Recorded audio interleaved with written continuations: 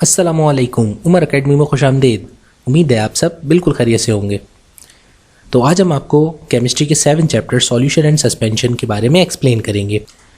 तो सबसे पहले बिस्मिल्लाह पढ़ते हैं कि सॉल्यूशन और सस्पेंशन बताने से पहले आपको हम पहले थोड़ा सा रिवाइज करवा देते हैं मैटर की डिस्कशन के बारे में। अब तक हमने केमिस्ट्री में ये पढ़ा था कि हमारे इर्द गिर्द जो कुछ भी स्टफ़ मौजूद है उन सब के लिए एक जनरल कॉमन वर्ड मैटर या सब्सटेंस का इस्तेमाल होता है। केमिस्ट जो होते हैं वो इस स्टफ़ को जो हमारे आसपास है 2 स्टेट्स में क्लासीफाई करते हैं। एक कैटेगरी को कहा जाता है मिक्सचर्स और दूसरी कैटेगरी को स्टफ़ की कहा जाता है प्योर सब्सटेंस। इन दोनों में फ़र्क क्या होता है? प्योर सब्सटेंस ऐसे हमारे आसपास पाए जाने वाले मैटर को कहते हैं जो कि कोई ख़ास किस्म की केमिकल कंपोजिशन रखता हो, जो कि फिक्स्ड हो और उसकी कोई ख़ास एक फिक्स्ड कैरेक्टरिस्टिक हो, क्वालिटीज़ हो, प्रॉपर्टीज़ हो जिससे उसको आइडेंटिफाई किया जाए।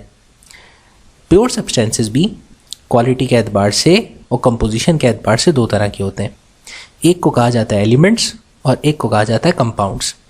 यानी अगर हमारे आसपास मौजूद जो भी स्टफ़ है उसमें से आपको ऑब्ज़र्व करने पर पता चले कि ये जो स्टफ़ जो आप सैंपल ले रहे हैं इसके अंदर सारे एक ही तरह के एटम्स मौजूद हैं जो कि यूनिक प्रॉपर्टीज़ रखते हैं और उन जैसी प्रॉपर्टीज़ किसी दूसरे एटम्स की नहीं है, तो फिर ऐसे सब्सटेंस को हम एलिमेंट्स कहते हैं।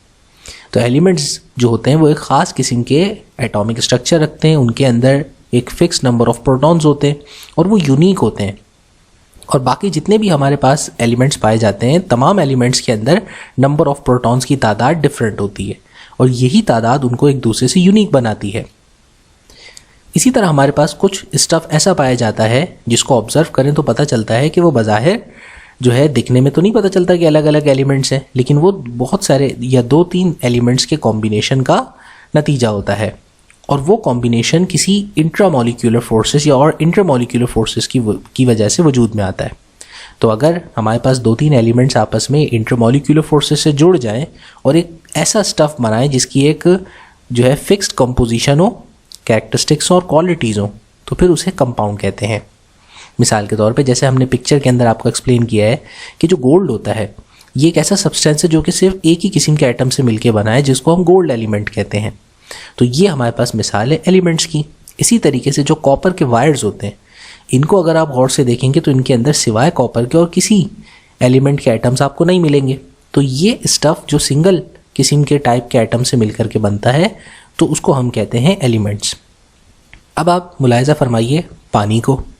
पानी दिखने में जो लिक्विड स्टेट में हमें नज़र आता है तो इसको जब हमने इसकी कंपोजिशन का तज्ज़िया किया, गौर से ऑब्ज़र्व किया तो पता चला कि ये 2 एलिमेंट्स के कॉम्बिनेशन से बनता है। यानी इसके अंदर ये एक ऐसा सब्सटेंस है जो कि एक से ज़्यादा एलिमेंट्स के कॉम्बिनेशन से बना है। ऑक्सीजन और हाइड्रोजन ये 2 एलिमेंट्स हैं जो आपस में एक दूसरे के साथ बॉन्डिंग क्रिएट करते हैं और उस बॉन्डिंग के नतीजे में ये वाटर फॉर्म होता है। और जैसा कि आप जानते हैं कि पानी की जो है वो फिक्स खुसूसियात होती हैं, इसकी एक डिफाइंड कैरेक्टरिस्टिक है, इसकी क्वालिटीज़ हैं, कंपोजिशन इसकी हमेशा फिक्स रहती है। अगर आप पानी पाकिस्तान में पिएंगे तब भी पानी का फार्मूला सेम रहेगा H2O। अगर आप कहीं साउथ अफ्रीका चले जाएँ, सऊदी अरब चले जाएँ, ठीक है भैया, आप चांद या कहीं यूनिवर्स के किसी भी हिस्से में चले जाएँ, जब भी आपको वाटर के मॉलिक्यूल्स मिलेंगे तो पानी का फार्मूला सेम रहेगा। वो 2 हाइड्रोजन और 1 ऑक्सीजन के आपस में केमिकली कंबाइन होने से बनता है, तो फार्मूला पानी का चेंज नहीं होगा। तो ऐसी चीज़ों को, ऐसे तमाम सब्सटेंसेस को हम प्योर सब्सटेंसेस कहते हैं जो या तो आइदर सिंगल एटम्स का नतीजा हो या एक से ज़्यादा एटम्स के आपस में बॉन्डिंग की वजह से वजूद में आते हैं और इनकी कॉम्पोजिशन सेम रहती है। अगर फर्स्ट टेबल स्पून लेंगे तब भी पानी H2O ही निकलेगा, सेकेंड स्पून में भी जो है आपको H2O ही मिलेगा। जबकि मिक्सचर्स हमारे पास एक ऐसे किस्म के मैटर को कहते हैं जो कि अपनी यूनिक सेट ऑफ कंपोजिशन नहीं रखते या प्रॉपर्टीज़ नहीं रखते, बल्कि वो बहुत सारे एलिमेंट्स या कंपाउंड्स के मिक्सचर के तौर पर, यानी कि आपस में उनकी बॉन्डिंग नहीं क्रिएट होती, वो बिना बॉन्ड बनाए आपस में एक दूसरे के साथ एक कंपोजिट स्ट्रक्चर बना लेते हैं। जैसे ये खूबसूरत सी मीठी मीठी जो आपको जो यहाँ पे बंटीज़ नज़र आ रही हैं, तो ये बंटीज़ आप देखें इसमें सारे अलग अलग फ्लेवर्स हैं। अगर आप ग्रीन वाली बंटीज़ इस्तेमाल करेंगे तो उसका फ्लेवर डिफरेंट आएगा, ऑरेंज का डिफरेंट आएगा, वो एक अलग फ्रूट का टेस्ट देगी। तो अब ये एक ऐसा कंपोजिट है जो दिखने में तो बहुत सारी बंटीज़ एक साथ नज़र आ रही हैं, लेकिन इनकी एक ग्रुप क्वालिटीज़ ऐसा होल यूनिक नहीं है, सेम नहीं है और ये एक दूसरे के साथ केमिकली भी बॉन्ड होकर के नहीं बनी, तो ऐसा सब्सटेंस, ऐसा स्टफ मिक्सचर कहलाता है। इसकी कंपोजिशन चेंज क्यों है? क्योंकि कभी आपने 1 टेबल स्पून लिया, उसमें ऑरेंज ज़्यादा आई कैंडीज, तो आपको ऑरेंज का फ्लेवर ज़्यादा आएगा, कुछ किन्नू जैसा टेस्ट आएगा। और अगर ग्रीन आई तो वो ग्रीन में जो सा टेस्ट होगा तो आपके पास वो ज़्यादा आएगा। तो अलग अलग दफ़ा इसका सैंपल लेने पे इसकी कंपोजिशन डिफरेंट मिलेगी आपको और इसका टेस्ट भी डिफरेंट आएगा। इसी तरीके से सैलेड की आप मिसाल ले लें, तो सैलेड में भी देखें आपके पास ये सारा जो बाउल है, आप जहाँ से भी सैंपल लेंगे तो उसकी कोई फिक्स कॉम्पोजिशन नहीं होगी पानी की तरह कि हर दफ़ा फिक्स फार्मूला था H2O। तो इस तरह के सब्सटेंसेस जो कि बज़ाहिर दिखने में हमें नज़र आ रहा हो कि वाज़ेह तौर पर कि ये 2-3 चीज़ों का मुरक्कब है, यानी कि एक दूसरे के मिलने की वजह से बने और इनकी एक यूनिक केमिकल बॉन्डिंग नहीं है, फिक्स्ड फार्मूला नहीं है। जब भी आप सैलेड बनाएंगे तो ज़रूरी नहीं कि सेम डिज़ाइन की बने या आपके हर दफ़ा के सैंपल में सारी चीज़ें, प्याज, टमाटर सब बराबर बराबर आएँ, डिफरेंट आएंगे। तो ये खुसूसियात होती हैं मिक्सचर्स की। मिक्सचर्स की भी 2 कैटेगरीज होती हैं, एक को कहा जाता है होमोजीनियस मिक्सचर्स और एक को कहा जाता है हेटेरोजीनियस मिक्सचर्स। तो होमोजीनियस और हेटेरोजीनियस मिक्सचर्स में क्या फ़र्क होता है? तो होमोजीनियस मिक्सचर्स जो होते हैं वो ऐसे मिक्सचर्स होते हैं जो बज़ाहिर दिखने से आपको नहीं पता चलेगा कि अलग अलग इसमें कितने कंपोनेंट्स ऐड हुए हुए हैं। तो ऐसा मिक्सचर जो होता है वो जो कि यूनिफॉर्म आइडेंटिटी या डिस्प्ले रखता हो तो उसको हम कहते हैं होमोजीनियस मिक्सचर। होमोजीनियस मिक्सचर की जो कंपोजिशन होती है वो भी ऑलमोस्ट सेम होती है, यानी कि आप फ़र्ज़ करें मिसाल के तौर पे मैं पानी के अंदर अगर नमक ऐड कर दूं और उसके बाद जब उसको डिज़ोल्व करूंगा, यानी कि थोड़ा सा शेक करूंगा पानी को, तो वो नमक के जितने भी पार्टिकल्स हैं वो पानी में जाके डिसअपेयर हो जाएंगे। तो ये एक मिक्सचर तैयार करेगा जिसको हम कहते हैं होमोजीनियस मिक्सचर। क्योंकि पानी के अंदर मैंने नमक डिज़ोल्व किया है या चीनी डिज़ोल्व की है, दिखने से तो आपको पता ही नहीं चलेगा। मैं तीनों ग्लास आपके सामने रखूँ, एक में जो है सिंपल प्योर वाटर हो, एक में वाटर के साथ सॉल्ट हो और एक में शुगर हो, तो देख करके कोई भी इंसान डिस्प्ले नहीं कर सकता, मतलब बता नहीं सकता कि भाई इसके अंदर किस में क्या ऐड है, जब तक कि आप उसे टेस्ट ना कर लें। इसी तरह अब ये जो आपको मज़ेदार किस्म की कॉफ़ी नज़र आ रही है, ये ब्लैक कॉफ़ी, अंग्रेज़ ज़्यादातर ब्लैक कॉफ़ी पीते हैं। तो इस कॉफ़ी के अंदर मैंने चीनी डाली है कि नहीं डाली है, कितनी डाली है, ये भी कोई देख के नहीं बता सकता। तो ऐसे जो कि हमारे पास मिक्सचर्स होते हैं जो कि दिखने से हमें यूनिफॉर्म कंपोजिशन लगती है, अगर आप फर्स्ट टेबल स्पून लेंगे तो भी ये ब्लैक कॉफ़ी ही निकलेगी, सेकंड टेबल स्पून में भी चीनी विनी नहीं निकलेगी, यही कॉफ़ी निकलेगी।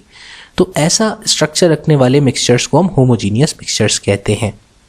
इनकी कंपोजिशन बहरहाल सैंपल वाइज सेम होती है, लेकिन उनके जो कंपोनेंट्स होते हैं वो आपस में एक दूसरे के साथ केमिकली बॉन्डेड नहीं होते। तो अगर आप इस पानी और तमाम मिक्सचर्स की खुसूसियत ये होती है कि उनको फिज़िकल तरीक़ों से सेपरेट किया जा सकता है। जैसे अगर आप पानी को जो है इवेपोरेट करें, आहिस्ता आहिस्ता गर्म करें, तो स्लोली और जेंटली इवेपोरेट होने पर ये पानी के तमाम मॉलिक्यूल्स हीट एब्जॉर्ब करके इवेपोरेट हो जाएंगे, गैस बन जाएंगे। लेकिन सॉल्ट जो होता है वो नीचे बैठा रहेगा और उसके क्रिस्टल्स बन करके नीचे बॉटम में आपको मिलेंगे इवेपोरेशन के बाद। तो ऐसे इससे साबित होता है कि जनाब ये सॉल्ट वाटर जो था वो एक मिक्सचर था। तो ये जनाब मिसाल है होमोजीनियस मिक्सचर की। हेट्रोजीनियस मिक्सचर ऐसे मिक्सचर होते हैं जिनकी कंपोजिशन सेम नहीं होती है, जो कि दिखते ही पता चल जाते हैं कि ये 2-3 चीज़ों का कॉम्बिनेशन है। जैसे यहाँ आप देख रहे हैं तो सैलेड में पता चल रहा है कि इसमें अलग अलग इंडिविजुअल बहुत सारी जो है सब्जियाँ इसमें ऐड की गई हैं। इसी तरीके से यहाँ पर आप बंटीज़ को देख रहे हैं तो इसमें भी आपको पता चल रहा है कि बहुत सारे फ्रूट फ्लेवर्स की मौजूद हैं। तो ऐसा मिक्सचर जिसको आप देख करके उसके अलग अलग कंपोनेंट्स को आइडेंटिफाई कर सकें उसे हेट्रोजीनियस मिक्सचर कहते हैं, और आइडेंटिफाई ना कर सकें तो उसको होमोजीनियस मिक्सचर कहा जाता है। अब उसके बाद हम आगे आपको मिक्सचर्स की कुछ और दिलचस्प मिसालों से समझाएंगे। मिक्सचर्स हमारे आसपास काफ़ी ज़्यादा क्वांटिटी में मौजूद होते हैं। जैसे ज़मीन के अंदर जो मिनरल्स होते हैं वो सारे के सारे भी मिक्सचर्स की मिसाल हैं। जैसे इस यूनिक पत्थर को देखें, इस पत्थर के अंदर आपको 2 डिफरेंट कलर के कलर शेड्स नज़र आ रहे हैं। एक जो कलर शेड है येलो वाला, ये तो सल्फ़र की मौजूदगी की वजह से है, और दूसरा जो है वो सल्फ़र के अलावा बहुत सारे किसी कंपोजिट कंपाउंड की वजह से ये कलर नज़र आ रहा है। अब ये दोनों अलग अलग केमिकल सब्सटेंसेस एक दूसरे के साथ बॉन्ड नहीं हुए हुए, इनको मैं फिज़िकली सेपरेट कर सकता हूँ, तो ये एक मिक्सचर है। इसी तरीके से पानी के अंदर अगर आप जो है तुख मलंगा डिज़ोल्व करें, मतलब वो डिज़ोल्व तो होता ही नहीं है, तो वो डालेंगे तो उसका भी इस तरीके से जो है वो लगेगा मेंढक के अंडे हैं पानी के अंदर। तो ये भी एक कंपोजिट तैयार हो जाएगा जो कि मिक्सचर है। इसी तरह से हमारे पास जो स्टील पाइप होते हैं, तो स्टील कैसे बनता है? स्टील भी एक मिक्सचर है। तो गोया मिक्सचर मुख्तलिफ नामों से हमारे पास केमिस्ट्री में पाए जाते हैं। इनको हम एलॉयज कहते हैं, सॉल्यूशंस कहते हैं, सस्पेंशंस या कॉलोइड्स कहते हैं। एक और भी मिक्सचर होता है, उसका नाम नहीं लिखा, उसको हम इमल्शंस भी कहते हैं। तो गोया ये जो चैप्टर हम पढ़ने जा रहे हैं जिसका नाम सॉल्यूशन एंड सस्पेंशन है, तो एक्चुअली ये चैप्टर जो है वो मिक्सचर्स के बारे में है। तो इसीलिए बेहतर था कि आपको बजाय इसके कि डायरेक्ट सॉल्यूशंस के बारे में बताया जाए, पहले थोड़ा सा मिक्सचर्स का रिवाइज करवा दें। अब यहाँ जितने भी सब्सटेंसेस आपको नज़र आ रहे हैं ये सारे किसी न किसी तरह मिक्सचर्स की मिसाल हैं। तो स्टील के बारे में बता रहे थे। स्टील जो होता है वो आयरन और कार्बन के मिक्सचर की वजह से बनता है और इसमें कुछ थोड़ा बहुत क्रोमियम या अलग अलग क्वालिटी का स्टील बनाने के लिए कुछ अलग अलग कंपाउंड्स मिक्स किए जाते हैं। बेसिक मेजर कंपोनेंट्स इसके अंदर आयरन और कार्बन के होते हैं। तो उससे जो हमारे पास 2-3 सॉलिड सब्सटेंसेस को मिक्स करने से जो मिक्सचर बनता है वो एलॉय कहलाता है। जैसे हमारे पास ब्रॉन्ज है, तो ब्रॉन्ज के जो मेटल्स होते हैं वो भी 2-3 मेटल्स को मिक्स करने की वजह से बनते हैं। इसी तरीके से हमारे पास जो खूबसूरत कलर के पेंट्स बनते हैं, ये पेंट सॉल्यूशंस भी जो होते हैं ये एक टाइप होते हैं मिक्सचर की। और ये जो खूबसूरत से आपको अलग अलग लिक्विड्स नज़र आ रहे हैं जो कि आपस में मिक्स नहीं हो रहे, तो ये मिक्सेबल लिक्विड्स भी मिसाल हैं मिक्सचर्स की। तो अब चलते हैं हमारे टॉपिक की तरफ, जो कि हमारा जो असल जो चैप्टर है वो है सॉल्यूशंस का। तो अब मिक्सचर्स की आपको जो है सारी डेफिनेशंस क्लियर हो गई होगी, तो अब सॉल्यूशन समझाना बहुत आसान हो जाएगा। तो सॉल्यूशन क्या होता है? सॉल्यूशन की डेफिनेशन ये है कि सॉल्यूशन एक होमोजीनियस मिक्सचर होता है जो 2 या 2 से ज़्यादा सब्सटेंसेस के मिक्स होने से बनता है। एक सॉल्यूशन के अंदर 2 मेजर कंपोनेंट्स होते हैं। एक कंपोनेंट को हम कहते हैं सॉल्यूट और दूसरे को कहते हैं solvent. There are 9 different types of solutions that can be formed between the 3 states of matter. अच्छा, ये बात याद रखिए क्योंकि अक्सर हमारे दिमाग में ये होता है कि सॉल्यूशन का वर्ड जब भी आता है ना तो एक कोई गीली सी चीज़ हमारे दिमाग का हिस्सा बन जाती है कि सॉल्यूशन का मतलब कुछ ना कुछ जो होगा वो लिक्विड पार्ट होगा। तो ये बिल्कुल एक गलत कंसेप्ट है और ये एक मिसकंसेप्शन है कि सॉल्यूशंस जो होते हैं वो सारे वेट होते हैं। जी नहीं, ऐसा बिल्कुल भी नहीं है। अभी हमने ऊपर आपको एक पिक्चर दिखाई थी ना, तो ये देखें, आपको इसको देख करके पता चल रहा है कि इसके अंदर कौन कौन से कंपोनेंट्स शामिल हैं, जबकि ये एक मिक्सचर है, ये एक एलॉय है जो कि मिक्सचर्स की सूरत में बना है। इसी तरीके से जो आप कॉइन्स वगैरह इस्तेमाल करते हैं मुख्तलिफ, तो वो भी मुख्तलिफ मटेरियल्स का और मेटल्स का कॉम्बिनेशन होते हैं, तो वो भी एलॉयज होते हैं। और ये तो सॉलिड स्टेट में, जबकि ये एक सॉल्यूशन की मिसाल है। तो अपने दिमाग से कन्फ्यूजन बिल्कुल दूर कर लीजिएगा कि तमाम सॉल्यूशंस जो होते हैं वो गीले होते हैं। हाँ, अलबत्ता अगर आपके पास कभी कोई सॉल्यूशन बने जिसमें एक हिस्सा जो होता है वो पानी हो, यानी पानी के साथ आप किसी दूसरी चीज़ का कंपोजिट तैयार करें, तो वो जो होता है वो लिक्विड स्टेट में ज़रूर पाया जाएगा। लेकिन ये कोई शर्त नहीं है कि तमाम सॉल्यूशंस वेट होते हैं और लिक्विड होते हैं। सॉल्यूशंस सॉलिड्स भी हो सकते हैं, सॉल्यूशंस गैस के भी हो सकते हैं। और 9 डिफरेंट टाइप्स का मतलब ये है कि इन तीनों स्टेट्स के दरमियान आप अलग अलग करके कॉम्बिनेशन करके 9 तरह के मिक्सचर्स तैयार कर सकते हैं। और मिक्सचर्स आपको सॉलिड, लिक्विड, गैसियस तीनों फिजिकल स्टेट्स के अंदर मिलेंगे। तो सॉल्यूशंस की डेफिनेशन को अच्छी तरीके से ज़हन नशीन कर लें कि सॉल्यूशन जो होता है वो एक होमोजीनियस मिक्सचर होता है। होमोजीनियस का मतलब ऐसा मिक्सचर जिसको देखने से बज़ाहिर उसके अलग अलग कंपोनेंट्स आइडेंटिफाई नहीं किए जा सकते, बल्कि पता भी नहीं चलता कि इसके अंदर कितने कंपोनेंट्स शामिल हैं। पानी में नमक और चीनी दोनों भी डिज़ोल्व की जा सकती हैं। एक साथ एक चम्मच आप डिज़ोल्व कर दें तो पता थोड़ी चलेगा किसी को कि इसमें कौन कौन से और कितने कंटेंट्स मौजूद हैं। तो ऐसे मिक्सचर, होमोजीनियस मिक्सचर को हम सॉल्यूशंस कहते हैं। किसी भी सॉल्यूशन के 2 अहम हिस्से होते हैं, एक कहलाता है सॉल्यूट, एक कहलाता है सॉल्वेंट। और सॉल्यूशंस तीनों स्टेट्स में आपको मिल सकते हैं, सॉलिड, लिक्विड और गैस। मिसाल के तौर पे हमने जैसे यहाँ पानी के अंदर 10% ग्लूकोज का सॉल्यूशन बनाया है। इस 10% का मतलब ये है कि अगर आपने फ़र्ज़ करें आपके सॉल्यूशन के अंदर 100 पार्ट्स हैं, 100 छोटे छोटे हिस्से करें, तो उसमें से 90 हिस्से पानी है और 10 हिस्से जो हैं बाय पार्ट उसके अंदर ग्लूकोज शामिल है। तो ये है इस 10% का मतलब। अब सॉल्यूशन के जो 2 मेजर कंपोनेंट्स हैं, एक को हम सॉल्यूट कहते हैं और एक को हम कहते हैं सॉल्वेंट। तो इनके बारे में भी थोड़ी सी वजाहत हो जाए कि किसी भी सॉल्यूशन के अंदर जो ज़्यादा हिस्सा होता है, जैसे अभी हमने ग्लूकोज को पानी में डिज़ोल्व किया, तो 10% ग्लूकोज सॉल्यूशन में 10% यानी जो छोटा हिस्सा है वो ग्लूकोज का है और 90% जो हिस्सा है वो है वाटर का। तो तो कोई भी क्वांटिटी जो कि मेजर पार्ट रखती है किसी भी सॉल्यूशन के अंदर, उस मेजर पोर्शन रखने वाले को हम कहते हैं सॉल्वेंट। यानी मेजर कंपोनेंट जो होता है सॉल्यूशन का, उसके लिए टर्मिनोलॉजी यूज होती है सॉल्वेंट की, और जो कंपोनेंट माइनर क्वांटिटी में होता है उसके लिए हम वर्ड यूज करते हैं सॉल्यूट। और अगर ऐसा हो कि हमारे पास सॉल्यूशन में दोनों क्वांटिटीज बराबर बराबर यूज हुई हो, तो हम किसी को एक को भी सॉल्यूट का या सॉल्वेंट का वर्ड असाइन कर सकते हैं। सॉल्यूट सॉल्वेंट को एक्सप्लेन करने का हमारे पास एक और तरीका है, जिसमें हम ये कहते हैं कि जो हम बच्चों को ज़्यादातर रट्टा भी यही लगवाया जाता है हमारे यहाँ, तो कि सॉल्यूट एक ऐसा सब्सटेंस होता है जो कि सॉल्वेंट के अंदर डिसॉल्व हो जाता है, जबकि सॉल्वेंट एक ऐसा कंपाउंड होता है या ऐसा सॉल्यूशन का हिस्सा होता है जो कि सॉल्यूट को डिसॉल्व कर लेता है। तो ये भी डेफिनेशन का हिस्सा दुरुस्त है, ठीक है ना, लेकिन ये वाहिद डेफिनेशन नहीं है कि सॉल्यूट हर दफ़ा ही जो है वो सॉल्वेंट को डिसॉल्व कर ले। कभी कभी हमारे पास ऐसा होता है, जैसे मिसाल के तौर पर अगर आप सॉलिड और लिक्विड सब्सटेंसेस का सॉल्यूशन बना रहे हैं, जैसे कि आपने यहाँ पे ये जो हमारे पास सॉल्ट है या शुगर है, ये तो सॉलिड हिस्सा है, और लिक्विड हिस्सा जो है वो हमारे पास वाटर की सूरत में मौजूद है। तो ये डेफिनेशन रट लेना कि तमाम सॉल्यूट जो होते हैं वो सॉलिड होते हैं और सॉल्वेंट्स जो होते हैं वो लिक्विड होते हैं, ये बात दुरुस्त नहीं है। फ़र्ज़ करें अगर आप रूह अफ़ज़ा का शरबत बना रहे हैं, अब रूह अफ़ज़ा सॉलिड तो नहीं है, रूह अफ़ज़ा तो लिक्विड है। अब आप रूह अफ़ज़ा को क्या कहेंगे, सॉल्यूट कहेंगे, सॉल्वेंट कहेंगे? और रूह अफ़ज़ा आपको पता है कि जितना पानी आप लेते हैं गिलास में, उतना ही रूह अफ़ज़ा तो नहीं लेते आप रूह अफ़ज़ा थोड़ा सा डालते हैं उसके अंदर, फिर शेक करते हैं, वो डिज़ोल्व हो जाता है। तो रूह अफ़ज़ा की क्वांटिटी कम होती है, इसलिए उसको सॉल्यूट कहते हैं। अब आप यहाँ कहेंगे ये तो रूह अफ़ज़ा लिक्विड है, तो ये भी हमारा जो है सॉल्वेंट निकला। तो ऐसा नहीं होता, 3 तरीक़ों से इनको डिफ़ाइन किया जाता है और ये इसका जनरल कंसेप्ट है।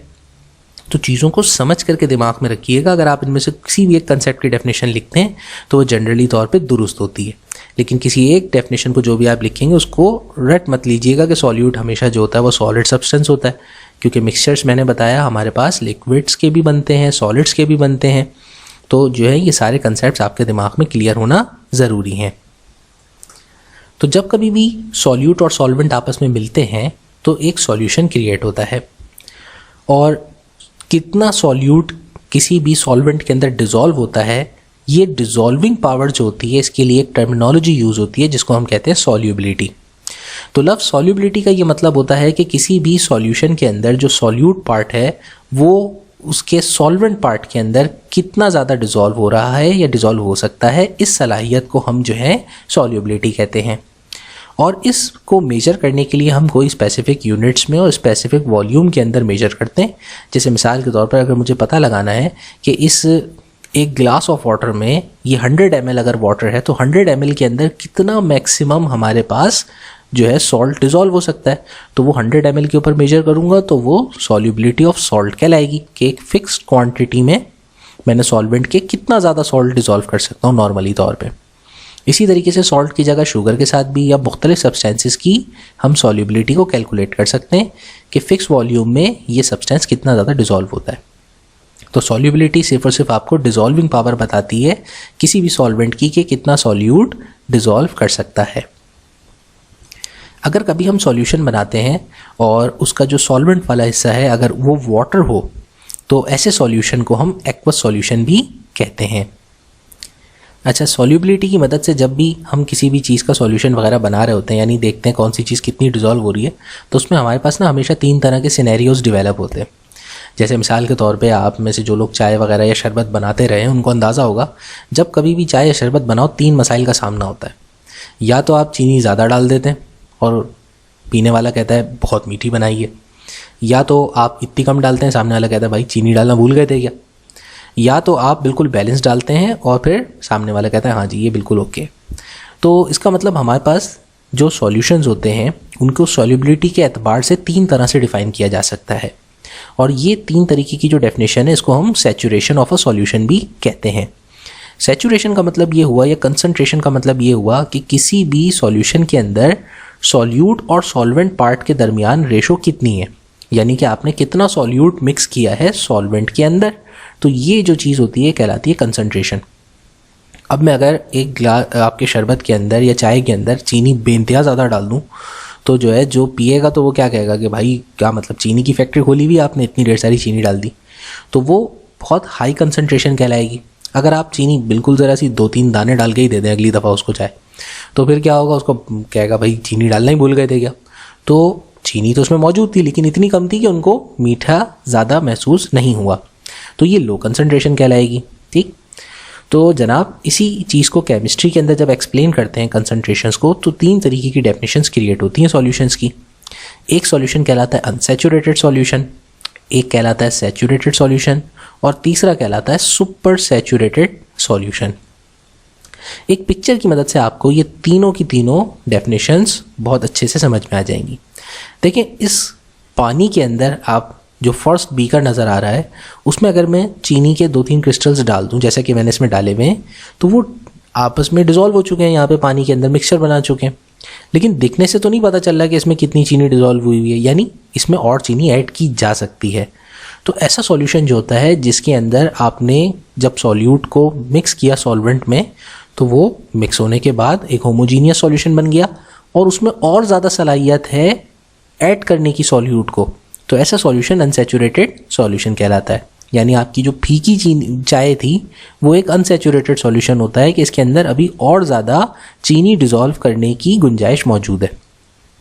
तो कभी भी कोई सॉल्यूशन जिसमें सॉल्यूट की कंसंट्रेशन लो हो, उसे अनसैचुरेटेड सॉल्यूशन कहा जाता है। अब अगर आप इसमें चीनी डालना शुरू करें और ध्यान आपका कहीं और हो, और आप डालते डालते एक वक्त आए कि इतनी चीनी डाल दें कि आप हिलाए जा रहे हैं, वो डिज़ोल्व ही नहीं हो रही उसमें नॉर्मली तौर पे, और कुछ क्रिस्टल्स आपकी बेइंतहाम शेकिंग के और मारकुटाई लगाने के बावजूद भी डिज़ोल्व नहीं होते, बल्कि बॉटम के अंदर वो सॉलिड स्टेट में सेटल डाउन हो जाते हैं। तो ये वो वक्त है कि सॉल्यूट कहता है कि बस अब जितनी मेरी कैपेसिटी थी मैक्सिमम डिज़ोल्व करने की इस क्वांटिटी के अंदर, वो मैंने पूरी कर लिया, अब इससे ज़्यादा मैं सॉल्यूट डिज़ोल्व नहीं कर सकता। तो जब ये लेवल आ जाए तो उसको हम कहते हैं सैचुरेटेड सॉल्यूशन, यानी एक ऐसा सॉल्यूशन जिसमें सॉल्यूट की क्वांटिटी जो है उसके अंदर कितना मैक्सिमम उसकी जो पावर थी सॉल्यूट को डिज़ोल्व करने की सॉल्वेंट की, वो पूरी फुलफिल हो चुकी है और अब वो और ज़्यादा सॉल्यूट डिज़ोल्व नहीं कर सकता। और ज़्यादा सॉल्यूट डिज़ोल्व करना है तो उसके लिए आपको सॉल्वेंट ऐड करना पड़ेगा। तो ये जो लेवल होता है रूम टेम्परेचर पे, इसको हम कहते हैं सैचुरेटेड सॉल्यूशन। पर मज़े की बात, हम इससे एक स्टेप और जा सकते हैं। जब हमने इसमें चीनी डाली और वो नीचे सेटल डाउन हो गई, ठीक है, और हमारे बावजूद बहुत ज़्यादा शेक करने के वो भी डिज़ोल्व नहीं हो रही, तो हम एक काम ये कर सकते हैं कि हम इसको उठा करके सीधा सीधा कहीं हीट सोर्स के ऊपर रख दें, यानी तवे के ऊपर या चूल्हे के ऊपर, और फिर उसके बाद जब हम उसको हीट एनर्जी प्रोवाइड करेंगे तो हीट की वजह से वो जो सॉल्यूट के जो पार्टिकल्स सेटल डाउन हुए थे वो उसके अंदर डिसअपियर हो जाएंगे और वो दिखने से एक ऐसा लगेगा होमोजीनियस सॉल्यूशन कि इसमें तो अभी और चीनी डिज़ोल्व की जा सकती है। फिर आप उसको जो है ना खुशी में 2-3 चम्मच और चीनी के डाल दें कि ये लो बदतमीज़ और डिज़ोल्व करो। तो जब तक आप उसको हीट सोर्स प्रोवाइड करेंगे वो हो सकता है 2-3 टेबल स्पून और डिज़ोल्व कर ले। तो अब ऐसा सॉल्यूशन जो अपनी सैचुरेशन के लेवल से ज़्यादा सॉल्यूट रखे उसे कहते हैं सुपर सैचुरेटेड सॉल्यूशन। यानी उर्फ़ आम में आपने शीरे का लफ्ज़ सुना होगा ना, तो जलेबी वगैरह अगर आपने खाई है तो वो जो जलेबी के अंदर से जो शीरा टपकता है वो क्या होता है, वो चीनी ही का तो सॉल्यूशन होता है, लेकिन उसमें जो सॉल्यूशन में कैसी चिपचिपाहट और गाढ़ापन महसूस होता है, यानी लिक्विड पार्ट सॉल्वेंट पार्ट कम महसूस होता है और सॉलिड पार्ट चीनी का ज़्यादा महसूस होता है। तो महसूस हो जाता है कि इसके अंदर कंसंट्रेशन चीनी की बहुत ज़्यादा है, तो ऐसा सॉल्यूशन कहलाता है सुपर सैचुरेटेड सॉल्यूशन। अब अगर आपको केमिस्ट्री बोरिंग लगती है या केमिस्ट्री में मज़ा नहीं आता, तो यही वो वक्त है जब हम केमिस्ट्री की मदद से और इन कंसेप्ट की मदद से बड़े दिलचस्प किस्म के खेल और करतब कर सकते हैं। मिसाल के तौर पे जब आप सैचुरेटेड सॉल्यूशन बनाते हैं तो सैचुरेटेड सॉल्यूशन में 1-2 चम्मच एक्स्ट्रा चीनी डाल के और उसको हीट सोर्स पे तड़पा करके आप उसको सुपर सैचुरेटेड में कन्वर्ट कर सकते हैं। सुपर सैचुरेटेड सॉल्यूशन की मदद से आप कुछ अमेजिंग किस्म के करतब कर सकते हैं, जैसे कि ये क्रिस्टलाइजेशन एक्सपेरिमेंट, कि एक सुपर सैचुरेटेड सॉल्यूशन जिसमें आपने सैचुरेटेड सॉल्यूशन से थोड़ी सी क्वांटिटी ज़्यादा डिज़ोल्व करी और उसको हीट सोर्स दे करके उसको जो है टोटली जितने भी सॉलिड क्रिस्टल्स थे सेटल डाउन हुए उन सबको डिज़ोल्व कर लिया। फिर उसके बाद अगर आप उसको थोड़ी देर रूम टेम्परेचर पे ठंडा होने दें सॉल्यूशन को, जब वो ठंडा हो जाए तो उसमें थोड़े से 1-2 क्रिस्टल्स आप ऐड कर दें। जैसे ही आप उसमें 1-2 क्रिस्टल्स एक्स्ट्रा ऐड करेंगे सुपर सैचुरेटेड सॉल्यूशन में, तो उसके अंदर जो सॉल्यूट मौजूद होगा वो उन क्रिस्टल्स के साथ मिलकर के इस तरह से खूबसूरत सा एक क्रिस्टल्स का डिज़ाइन बना लेगा। जो शो करता है कि हमारे पास सॉल्यूट के इस सॉल्यूशन के अंदर जो सॉल्यूट पार्ट है वो सॉल्यूशन के मुकाबले में अब एक्सेस हो चुका है। तो इस किस्म के दिलचस्प करतब आप कर सकते हैं केमिस्ट्री की मदद से। और ये देखें, ये क्रिस्टल वाला आप एक छोटा सा जो है स्टैचू भी क्रिएट कर सकते हैं। ये भी आपने सुपर सैचुरेटेड सॉल्यूशन की मदद से ये काम किया है। तो इसको हम क्रिस्टलाइजेशन भी कहते हैं कि जब आप सुपर सैचुरेटेड सॉल्यूशन को जो है कूल डाउन करते हैं रूम टेम्परेचर पे या उसमें और लिक्विड क्रिस्टल्स ऐड करते हैं तो स्लोली वो दोबारा से वापस सॉलिड क्रिस्टल्स में सॉल्यूट के कन्वर्ट हो जाता है। तो ये प्रोसेस जो है हमें एक केमिस्ट्री की छोटी सी डेफिनेशन जिसको हम क्रिस्टलाइजेशन कहते हैं उसको भी एक्सप्लेन करने में मदद देता है। तो क्रिस्टलाइजेशन जो होती है वो एक ऐसा प्रोसेस होता है जिसकी मदद से हम सॉलिड क्रिस्टल्स बना सकते हैं किसी भी सॉल्यूशन में से, और उसके लिए हमें सुपर सैचुरेटेड सॉल्यूशन बनाना होता है। फिर उसके बाद उसमें से जब लिक्विड पार्ट जो होता है वो ईजिली इवेपोरेट हो जाता है तो जो रिमेनिंग सॉलिड सॉल्यूट्स बचते हैं वो एक खूबसूरत से क्रिस्टल्स का डिज़ाइन बना लेते हैं।